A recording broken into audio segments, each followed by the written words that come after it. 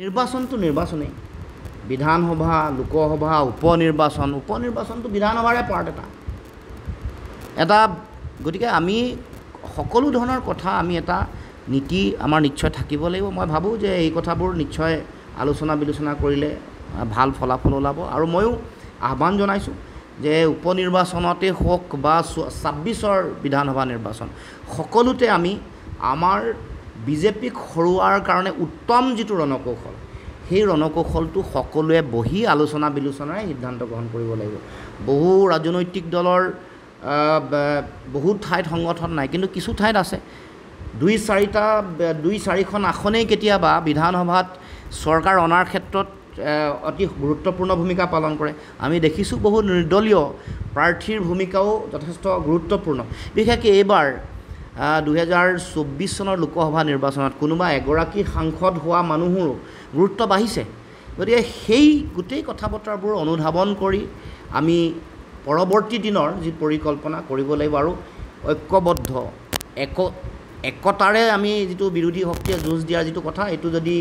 আওকণীয়া কৰি একাষৰীয়া কৰি ৰাখোঁ বিজেপিয়ে সম্পূৰ্ণ সুযোগ আৰু সুবিধা ইয়াৰ পৰা গ্ৰহণ কৰিব মানে আমাৰ দলৰ স্বাৰ্থ দলৰ কৰ্মকৰ্তাতকৈ গণতন্ত্ৰ আৰু অসমৰ ভৱিষ্যতৰ কথা চিন্তা কৰি আমি সিদ্ধান্ত ল'ব লাগিব আৰু সেইকাৰণে মই ভাবোঁ যে উত্তম কৌশলটোৱে হ'ল আমি ব্যক্তিগতভাৱে কোনোবা সাংগঠনিকভাৱে দলীয়ভাৱে ভাল পোৱা বেয়া পোৱাতকৈ অসমৰ সুৰক্ষিত ভৱিষ্যতৰ কাৰণে বিজেপিক হৰুৱাবলৈ লগা যিটো ৰণকৌশল সেইটোহে লোৱাটো উচিত সেইটো সময়ৰ আহ্বান আমি এটা কথা ভাবোঁ যে এতিয়া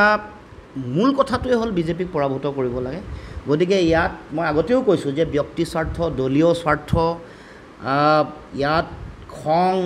আৱেগ অহংকাৰ এইবোৰ কোনো কথাৰ গুৰুত্ব নাই গুৰুত্ব ইয়াতে আছে যে আমি এই যিটো ভয়াৱহ পৰিৱেশ পৰিস্থিতি দেশৰ গণতন্ত্ৰ সংবিধান য'ত সংকটত পৰিছে অসমত স্বেচ্ছাচাৰী শাসকে যিটো আইনৰ শাসন ইয়াক বাৰে বাৰে এটা ভয়াৱহতা নমাই আনিছে অত্যাধিক মূল্য বৃদ্ধি চাৰিওফালে কৰ কাটলৰ বোজা আৰোপ কৰা তাৰ উপৰিও চৰকাৰখনৰ দাম্ভিক অহমিকা অহংকাৰ মানুহক কৰা অন্যায় অত্যাচাৰ অবিচাৰৰ বিৰুদ্ধে যদি যুঁজ দি যদি নিৰ্বাচনত জিকিব লাগে তেতিয়াহ'লে একতাৰ বিকল্প নাই এই কথা নিশ্চয় সকলোৱে বুজি পায় বুজি পোৱাটো উচিত আৰু মই ভাবোঁ যে এই ক্ষেত্ৰত কোনো বেলেগ ধৰণৰ কথা ব্যক্তিগত বা দলীয় কোনো ধৰণৰ স্বাৰ্থ আৱেগ অহংকাৰ খং এইবোৰৰ গুৰুত্বটো কেতিয়াও থাকিব নোৱাৰে বা থকাটো উচিত নহয় চাওক প্ৰথম কথাটো হ'ল যে আমি বিৰোধী একেলগে আছিলোঁ এখন মঞ্চ গঢ়ি তুলিছিলোঁ আৰু এইবাৰ ২০২৪ চনৰ লোকসভা নিৰ্বাচনত অসমৰ ৰাজনৈতিক প্ৰেক্ষাপটত যিবোৰ যোগাত্মক ফলাফল আহিলে তাৰ একমাত্ৰ কাৰণটো বিৰোধীৰ আমাৰ ঐক্যবদ্ধ শক্তি এইটো কোনেও অস্বীকাৰ কৰিব নোৱাৰে অনস্বীকাৰ্য যে আমি গৌৰৱ গগৈ ডাঙৰীয়া অখিল গগৈ বা মই বা সকলো ৰাজনৈতিক দল আঞ্চলিক ৰাজনৈতিক দল বাওঁপন্থী ৰাজনৈতিক দল আৰু আন ৰাজনৈতিক দলবোৰে একেলগে আমি এবাৰ যুঁজ দিয়াৰ কাৰণে এটা ভাল ফলাফল এটা আশাপ্ৰদ ফলাফল অসমলৈ আহিলে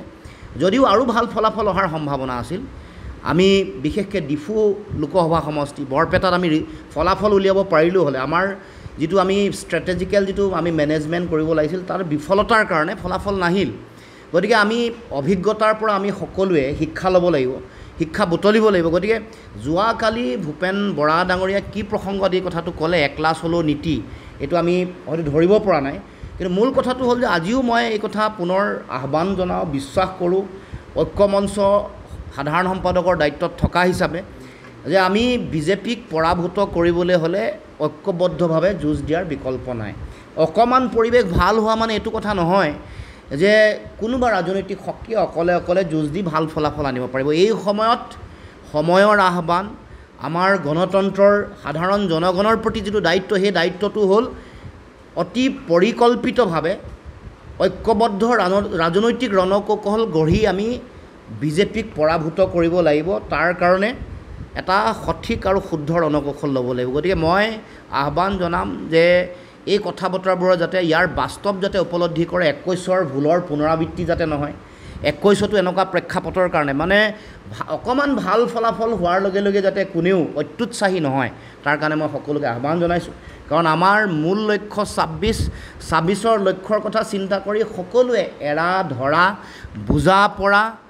আদৰ্শগত অমিল থাকিলেও এটা বৃহত্তৰ স্বাৰ্থত জাতীয় গণতান্ত্ৰিক দায়িত্ব আৰু স্বাৰ্থত আমি সঠিক শুদ্ধ